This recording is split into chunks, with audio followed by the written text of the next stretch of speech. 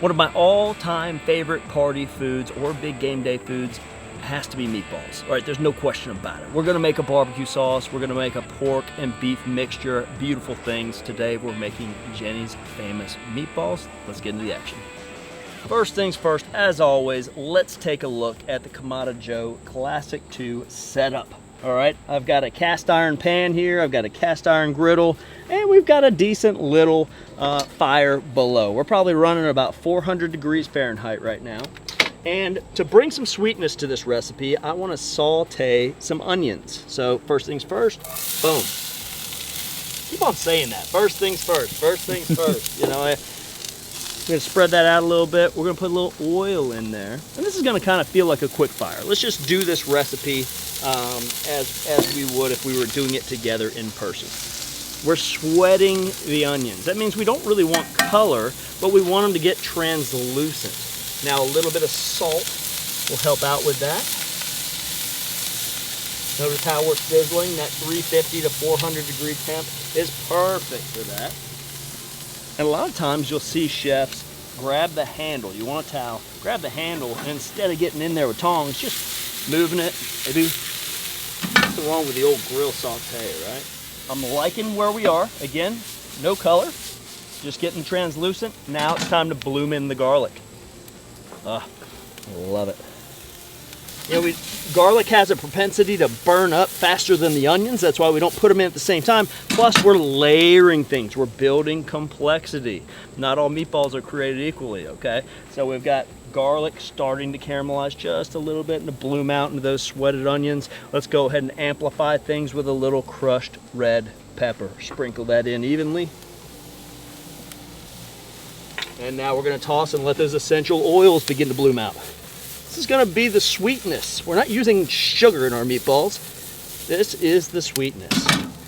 While that's finishing up, let's go ahead and mix our two meats. Again, we've got ground pork going in, and we've got ground beef going in. You know, I don't just like a straight beef meatball or a straight pork meatball. This again just adds to the complexity. It also adds to the fat content, not just the percentages, but the type of fat.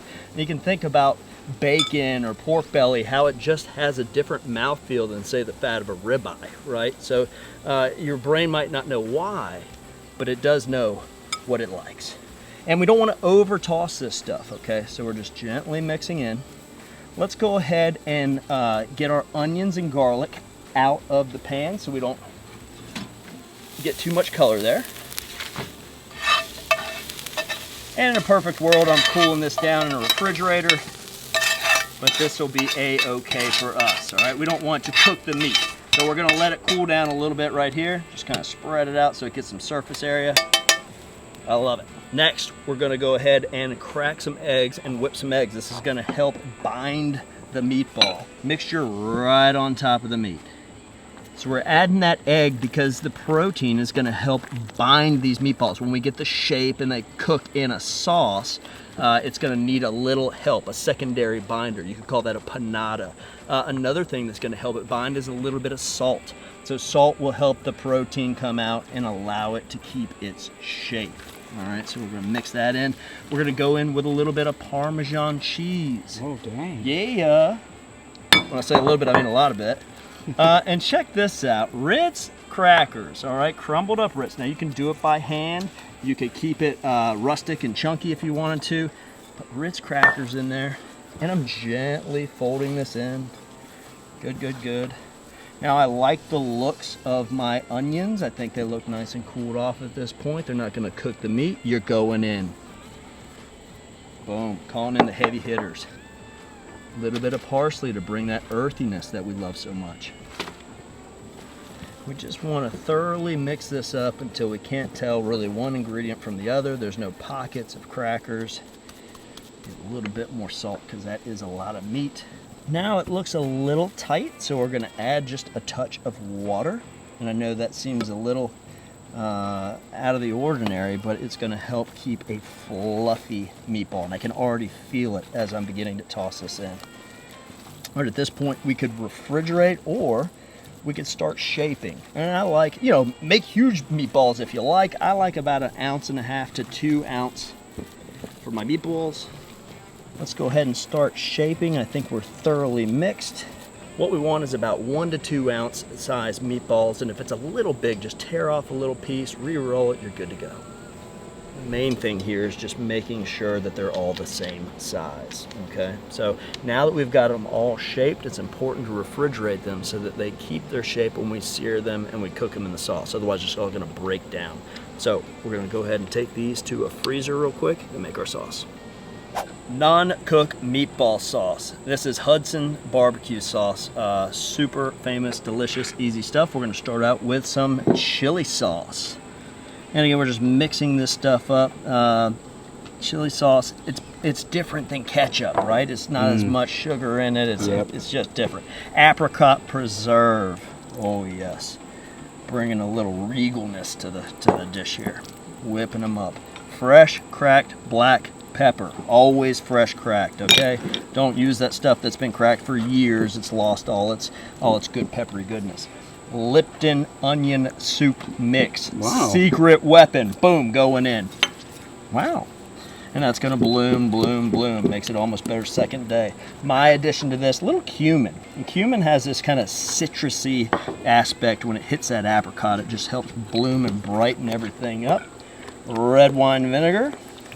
Because what? Really fast. Oh well, yeah. Come on. I mean, these are some key focal ingredients into making any great barbecue sauce. The Lipton's a little sneaker there.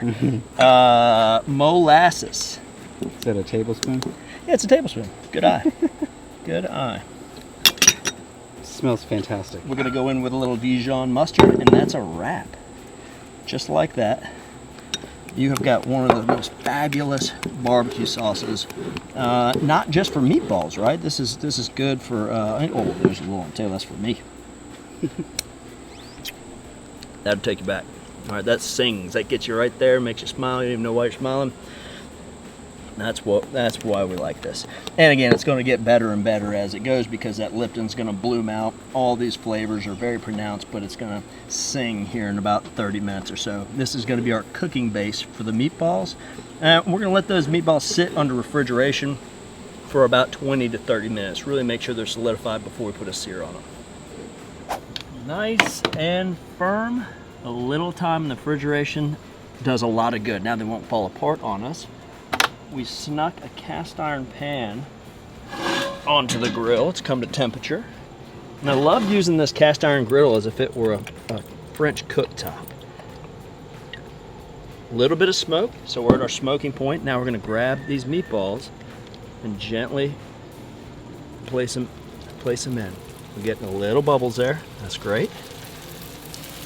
And we're just gonna put them gently around the pan, not overcrowding them. And we love those little sizzles, that little sear we're getting. Scoot it over just a little bit so it can get some of that direct heat as well. And we're gonna get a nice sear on one side, then we'll flip it, then we'll top with our sauce and let the meatballs finish in that beautiful Hudson barbecue sauce. Quick caramelization on these meatballs is gonna bring out some more sweetness. So notice we've got some caramelization here. That caramelization is what it's all about. Let's go ahead and flip these. We're looking for even color on both sides. And I'm loving what I'm smelling too. The aromatics coming through are great. That caramelization does so much more than just color, right? That's that Maillard reaction occurring where the protein turns to sugar. Oh my gosh, this is excellent. Now that the meatballs are seared on both sides and probably cooked 50% of the way through, let's go ahead and take that Hudson barbecue sauce and drape it right over top and finish by poaching them in the barbecue sauce. This is going to continue to reduce but not over caramelize and impart so much flavor into those gorgeous meatballs. We're going to close the top and allow some of that natural lump charcoal flavor to adhere to the sauce so it's got that flame-kissed flavor. Smell that? Smell done? It's meatball time. It's meatball time. Yes. Look at these little beauties. Look at the viscosity of that sauce there. Just magic in motion right there. All right, let's pick one out so I don't burn my face off trying to bite it. Ooh, Nathan, which one? How about this little guy? Oh wow, show me that. Oh my goodness. That is a magic meatball. You know, and oh! I've done this before too in the past. I've put shredded cheddar cheese on there. Oh dang. Which is nice. I mean, it doesn't need, the cheese has got the parm in there, but the vibrance of the strings of orange on top are really nice. And I'll tell you, there's aromas dropping this meatball left and right. I'm gonna stab it. Yeah. That's just a great meatball, and I'm glad we put them in the refrigerator because they would have just fallen all to pieces. So that step is necessary. I got nothing else to say, and I'm so excited about this thing, like that it's got to cool down. I'm not about to burn my mouth off doing it. Just blow on it like Mama used to. Cool down. There you go. Perfect. So awkward. Nope, too hot. And we're back. Then we're back. Still here. Oh, my arm. My goodness. That is a meatball. This is the meatball the dreams are made of. These get better every time. The recipe doesn't change, they just get better every time. It almost takes you back to meatloaf, doesn't it? You know, that was a staple in your house, but put a couple toothpicks out there, let people go to town. I mean, that is a social dish, and I love serving it like we do here in the Lodge Cast Iron. It's very communal, brings people together. That's what food ought to do, right? Folks, I don't have enough good things to say about these meatballs, so we're just gonna wrap it up right here. Go ahead and do all the things. Hit the subscribe button, hit that notification bell, give it a like, do leave a comment. Tell us what your favorite meatball sauce might have been down there in the comments below. And as always, from our backyard to yours, cheers and happy grilling.